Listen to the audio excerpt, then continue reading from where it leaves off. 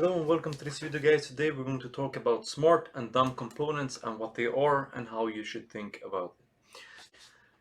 So it's common to create two types of components, the smart and the dumb ones. The smart ones would be responsible for handling more business logics and communicating with the services, while the dumb components are responsible for presenting data to the user. So to implement such, let's go ahead and spin up the application. We are going to create one smart and one dumb application component. So we're going to first and foremost generate the smart component, and then we're going to go ahead and generate the dumb component, just to outline how they should work and how they should look like. So it's more ideal of striving for dumb components because they're much easier to maintain. They contain less business logic and so on, but obviously you would need to have some smart component. So an example of a smart component would be, for instance, you have a component which handles the business logic. It goes to the service, data service, and it imports the data service in this case. Maybe it's going to fetch something from the API and generate service. We're going to generate the data service right now so that we have it. So in this case, the smart component would essentially fetch the data. So here we'd have data. It's going to be an observable of type any. We don't know the type right now, and we are going to assign it here to this data service, the get data. All right, so we're going to do a couple of things here. So let's go ahead and just import the data service here. So we're going to set the data to equal to this get data, which we don't have right now. So let's go ahead and create get data, and this is just going to return an observable of an empty array. We do not need to have any data right now, so just to simulate the way it works. So imagine now the get data would return something from backend, and we want to present it in the HTML. So for instance, as you can see here, we have data, which is going to be more of a smart component, since this component is actually handling business logic. It communicates with backend per se.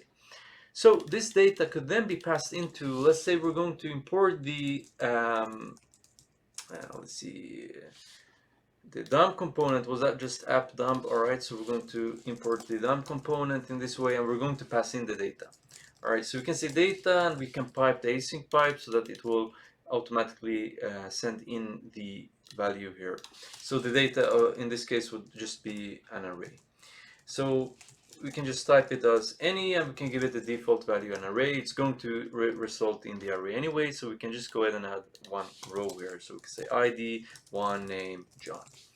All right, so we have one value being passed in from the smart component to the dump component. So the responsible of the dump component is essentially just to present data. It does not really handle anything. It takes data and it presents it for you.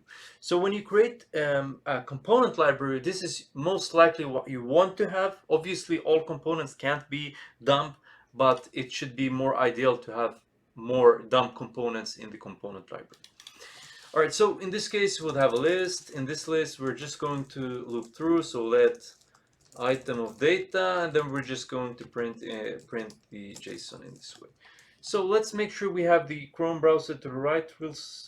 All right, so now that we have the component here, let's go ahead and just import it within the app. So we can go ahead and say we're going to add it here. So we're going to import the smart application here, which essentially is going to handle the business logic. And in this case, it's, let's see here, it's going to fetch the data and it's going to pass in the data to the dump component. So when you start designing your flow, usually you would have a container component that would be a bit smarter, and it would just send in data to the child components as we do here. So you could have multiple stupid or dumb components within the smart one and just passing data from the upper component, sending it down to the more dumb component. And usually you do not want to have prop dueling and so on. If it comes down to having many components within each other, you should think of using state management or essentially introducing a service with behavior subjects. All right, so this is one way of thinking when you should develop. The dump component should just present data. The smart component should just, or should handle the business logic, in this case, talking with backend and so on.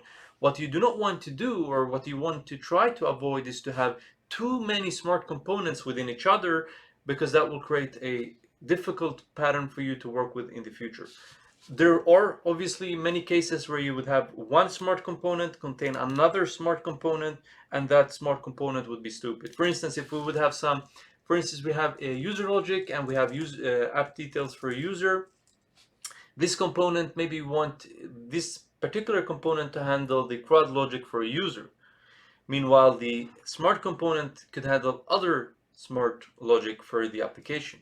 So try not to over-engineer what you do. Try to keep it as basic as possible. I love to use dumb components because they are so easy to utilize and to work with. Thank you guys for watching. All of the best. Bye.